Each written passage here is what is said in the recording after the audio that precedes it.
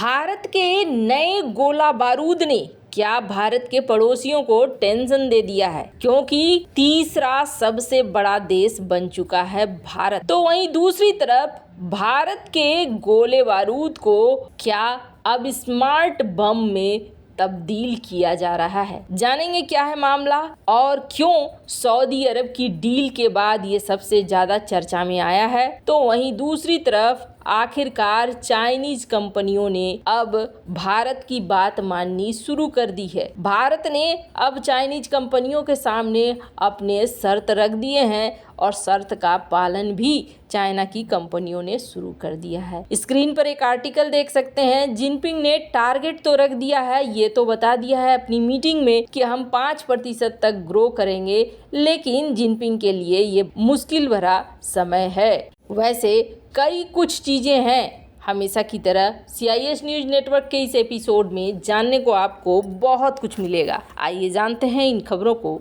विस्तार से। सऊदी अरब में एक डिफेंस एक्सपो हो रहा था और इस डिफेंस एक्सपो में भारत भी था। भारत ब्रह्मोस मिसाइलों के साथ था और भी कई सारे हथियारों के साथ था। तो एक पेवेलियन पाकिस्तान ने भी लगाया था और पाकिस्तान भी अपने कई सारे हथियारों को प्रदर्शित कर रहा था। पाकिस्तान को एक पूरी उम्मीद थी कि इस डिफेंस एक्सपो के बाद सऊदी अरब से उसे एक बड़ा समझौता मिलेगा। खास तौर पर गोला बारूद का तो मिलने की ज्यादा उम्मीद थी। क्यों? क्योंकि पाकिस्तान काफी लंबे समय से छोटे मोटे हथियार सऊदी अरब को देता आया है। पहले भी बड़े हथियार सऊदी अरब अमेरिका से खरीदता था। गोला बारूद का ऑर्डर ज्यादातर पाकिस्तान को देता था, पर इस बार सऊदी अरब ने एकदम से पूरी कहानी पलट दी। स्क्रीन पर एक आर्टिकल देख सकते हैं। सऊदी अरब ने भारत के साथ डील कर ली और भारत को दे दिया एक बड़ा ऑर्डर, और ये एक पहला झटका था जो पाकिस्तान को मिला। और ये ऑर्डर कोई छोटा मोटा ऑर्डर नहीं था, ये ऑर्डर था $225 मिलियन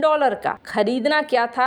155 mm के तोप खाने के गोले। आपको बता दें, भारत ही नहीं पाकिस्तान भी इसका निर्माण करता है और हाल फिलहाल में पाकिस्तान के भी 155 mm के गोले यूक्रेन में मिले थे। वैसे तो मिलने को भारत के भी 155 mm के गोले मिले थे, पर कहा जाता है कि ये एक थर्ड पार्टी के द्वारा पहुंचा था। तो यहाँ भारत ने जैसे ही ये ऑर्डर हासिल किया, उसके बाद खंगालना शुरू हो गया कि आखिर ऐसा क्या है, 155 mm के गोले इस वक्त किसके पास ज्यादा बन रहे हैं और किसके पास ये अवेलेबल है। 155 mm को लेकर इतना ज्यादा उतावली दुनिया क्यों है? तो आपको बता दें, सबसे पहली बात ये होती है कि जब दूर से ही बिना किसी नुकसान के दुश्मन के एक बड़े एरिया को खाली कराना है या बर्बाद करना है, तो इसके लिए इस्तेमाल होता है ऐसी तोपों का जो कि 24 से 32 किलोमीटर दूर से ही निशाना बना ले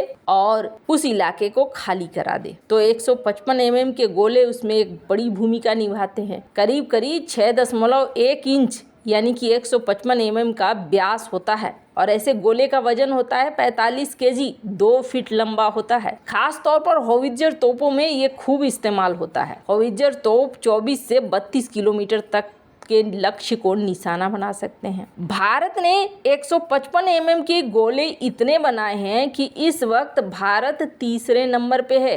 पहले नंबर पर अमेरिका, दूसरे नंबर पर चाइना है और तीसरे नंबर पे भारत आ गया है। भारत से UAE ने भी खरीदा है, आर्मेनिया भी खरीद रहा है और कहा जा रहा है कि एक तीसरा देश भी है जो खरीदने की कोशिश कर रहा है। इस मार्केट से भारत ने पाकिस्तान को कहीं ना कहीं पछाड़ना शुरू कर दिया है और आज से नहीं, 2017 से ये तो इतनी बड़ी डील सामने आई जिसके बाद चर्चा बन गया। 2017-2019 में UAE ने भी 40,000 से लेकर 50,000 155 mm के तोपखाने के गोले खरीदे थे और उस समय ये ऑर्डर था $40 मिलियन अमेरिकी डॉलर का, पर अभी $225 मिलियन के डील ने हंगामा खड़ा करवा दिया।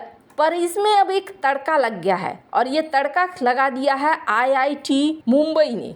IIT मुंबई ने जो काम किया है, इसके बाद भारत को मिलने वाला है एक स्मार्ट 155 mm के आर्टिलरी गोले और ये 38 किलोमीटर दूर छिपे हुए दुश्मन को भी मार कर गिरा देंगे। सबसे बड़ी बात क्या है कि भारतीय सेना को अगले 2 साल में ये नए डिजाइन 155 mm के स्मार्ट आर्टिलरी गोले मिलेंगे, जो मौजूदा गोले की तुलना में 50 गुना ज्यादा सटीकता देंगे। 1 गुना 2 गुना नहीं, 50 गुना। IIT मद्रास और सरकार की ओर से संचालित म्यूनिशंस इंडिया लिमिटेड ने इस गोला बारूद को बनाने के लिए पार्टनरशिप की है और ये एक GPS गाइडेड सिस्टम होने वाला है। यानी कि यहाँ पर भारत के गोलों में एक और बड़ा बदलाव होने जा रहा है, जो इसे बहुत तेजी से गोला बारूद के मार्केट में एक नया हब बनाने जा रहा है। स्क्रीन पर एक आर्टिकल देख सकते हैं, एक मैन्युफैक्चरिंग हब बनने जा रहा है भारत इस मामले में। जहां एक तरफ ये सब कुछ हो रहा है, वहीं दूसरी तरफ एक बड़ी पुरानी कहावत है, कहते हैं जैसे को तैसा। भारत कुछ वैसा ही कर रहा है इस वक्त। चाइना के अंदर अगर कोई कंपनी बाहरी जाती है तो इतना आसान नहीं होता है बिजनेस करना जितना आसान होता है भारत के अंदर बिजनेस करना। भारत ने हाल फिलहाल में कई चाइनीज कंपनियों के ऊपर एक्शन लेने शुरू कर दिए,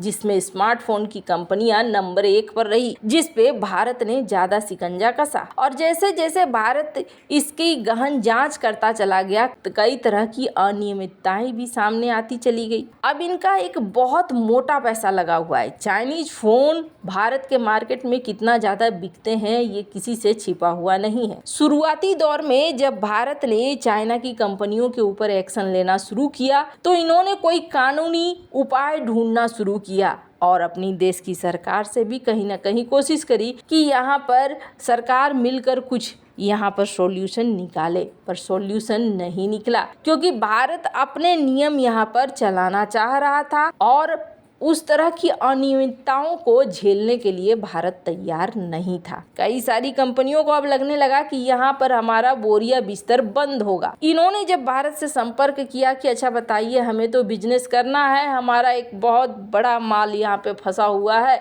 हमने अच्छा खासा स्मार्टफोन का मार्केट भी कब्जाया हुआ है, तो हम छोड़कर तो नहीं जा सकते, आप बताओ बीच का रास्ता निकालो। जिसके बाद भारत सरकार ने कथित तौर पर उन्हें शर्त रखी और इन शर्तों में सामने ये था कि आपकी कंपनी का हेड होगा इंडियन। और ये कोई चौंकने वाली बात नहीं है, चाइना में भी जब विदेशी कंपनियां होती हैं तो हेड जो होता है वो चाइनीज होता है, न कि दूसरा कोई होता है। तो ऐसे में आप अगर हमारे देश में आ रहे हो तो आपकी कंपनी का हेड बनेगा, जो भारतीय ब्रांच होगा उसमें भारतीय। दूसरी चीज ये है कि आप चाइनीज एजेंट का इस्तेमाल नहीं करेंगे, यानी डिस्ट्रीब्यूटर का अगर इस्तेमाल करना है तो आपको इंडियन डिस्ट्रीब्यूटर का इस्तेमाल करना पड़ेगा। और इसे लेकर अब झुकती हुई नजर आ रही हैं चाइनीज कंपनियां। स्क्रीन पर आप आर्टिकल देख सकते हैं, शाओमी हो गया, वीवो हो गया, ओप्पो हो गया, इन कंपनियों ने अब जहां भारतीय डिस्ट्रीब्यूटर का इस्तेमाल करना शुरू कर दिया है, तो वहीं कहा जा रहा है कि आने वाले समय में इन कंपनियों में अगर ये कंपनियां भारत में ऑपरेशंस करती हैं तो भारतीय हेड ही देखने को मिलेंगे। वैसे आपको क्या लगता है इन सब मामले में, आपकी क्या राय है, कमेंट कर जरूर बताएं। जल्द मिलते हैं अगले वीडियो में नई खबर के साथ।